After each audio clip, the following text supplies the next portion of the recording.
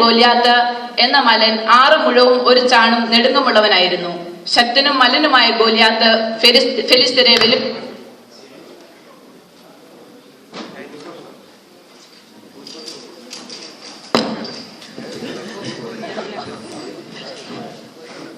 അല്ലയോ ഇസ്രായേല്യരെ, നിങ്ങൾ പടയ്ക്ക് അണിനിരക്കുന്നത് എന്തിന്? ഞാൻ ഫെലിസ്ത്യനും നിങ്ങൾ ശൗലിന്റെ സേവകരും അല്ലേ? നിങ്ങൾ ഒരുവനെ തിരഞ്ഞെടുക്കുക. അവൻ എന്നോട് അംഗം ജയിച്ചാൽ ഫെലിസ്ത്യർ ഇസ്രായേലിയർക്ക് അടിമകളാകും. എന്നാൽ ഞാൻ അവനെ ജയിച്ചു കൊന്നാൽ നിങ്ങൾ ഞങ്ങൾക്ക് അടിമകളായി ഞങ്ങളെ സേവിക്കണം.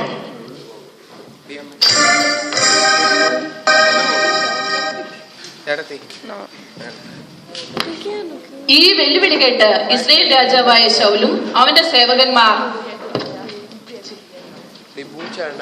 ഇശായിയുടെ പുത്രന്മാരും മറ്റുള്ളവരും ചേർന്ന് ആലോചന ചെയ്തു.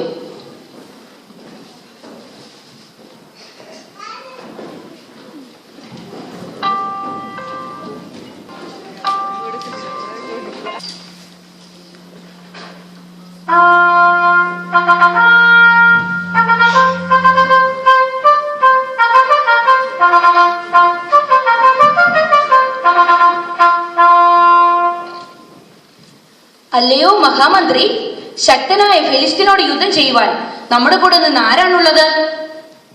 പ്രഭു, ഈശായി പുത്രന്മാരായ ഏലിയാവും അവന്റെ അനുജന്മാർ അഭിനാദാവും ശമ്മായും തീരുമാനിക്കട്ടെ, അവരിൽ ആരാണ് പടക്കിറങ്ങേണ്ടതെന്ന്. മഹാപ്രഭു, അവരുടെ നേതാവായ ഗോലിയാത്താണ് വളരെ ശക്തനാണ്. നമ്മുടെ ആളുകളെല്ലാം ഫെലിസ്ത്യരുടെ മുമ്പിൽ മരിച്ചു വീഴും. പ്രഭു, അങ്ങ് തന്നെ അതിന് ഒരു പോംവഴി കാണണം. ഇസ്രായേലിന്റെ മഹാരാജൻ ശൗൽ നീണാൾ വാഴട്ടെ. ഇസ്രായേലിന്റെ മഹാരാജൻ ശൗൽ നീണാൾ വാഴട്ടെ.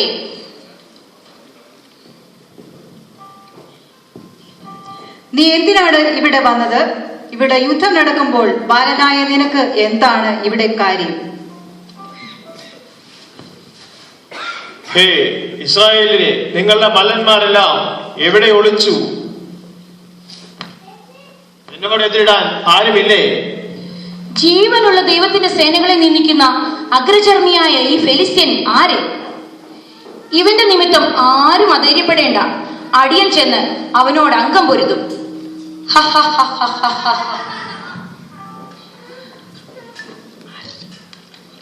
അതിന് നിനക്ക് പ്രാപ്തിയില്ല, നീ വെറും ബാലനല്ലേ. പ്രഭു, ഇവൻ വെറും ഒരു ആട്ടിടയ ബാലനല്ലേ? ഞാൻ ആട്ടിടയനാണ്. എന്നാൽ എന്റെ ആടുകളെ ഉപദ്രവിക്കാൻ വന്ന സിംഹത്തെയും കരടിയെയും കൊന്ന പരിചയം എനിക്കുണ്ട്. സിംഹത്തിന്റെയും കരടിയുടെയും കയ്യിൽ നിന്ന് എന്നെ രക്ഷിച്ച യഹോവ ഈ ഫെലിസ്ത്യന്റെ കയ്യിൽ നിന്നും എന്നെ രക്ഷിക്കും.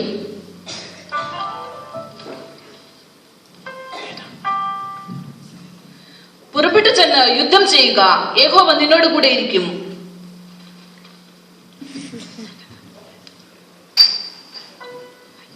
ദാവീദിനെ ധരിപ്പിച്ചു. അവന്റെ തലയിൽ താമ്രശിരസ്ത്രം വെച്ചു. തന്റെ കവചവും അവനെ ഇടുവിച്ചു. പടയെങ്കിമേൽ അവന്റെ വാളും കെട്ടി ദാവീദ് നടപ്പാൻ നോക്കി. എന്നാൽ ആട്ടിടനായ അവൻ ഇവയൊന്നും ശീലമില്ലാത്തതിനാൽ എനിക്ക് ഇതിട്ട് നടപ്പാൻ കഴിയുന്നില്ല എന്ന് പറഞ്ഞ് അവയെ ഊരിവെച്ചു.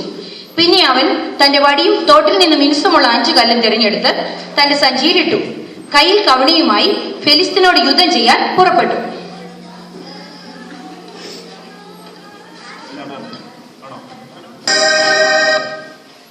ഹേ ബാലക, നീ വടികളുമായി എന്റെ നേരെ വരുവാൻ ഞാനെന്താ നായയോ? നീ വാളും കുന്തവുമായി എന്റെ നേരെ വരുന്നു. ഞാനോ നീ നിന്ദിച്ചിട്ടുള്ള ഇസ്രായേൽ നിരകളുടെ ദൈവമായ സൈന്യങ്ങളുടെ നാമത്തിൽ നിന്റെ നേരെ വരുന്നു.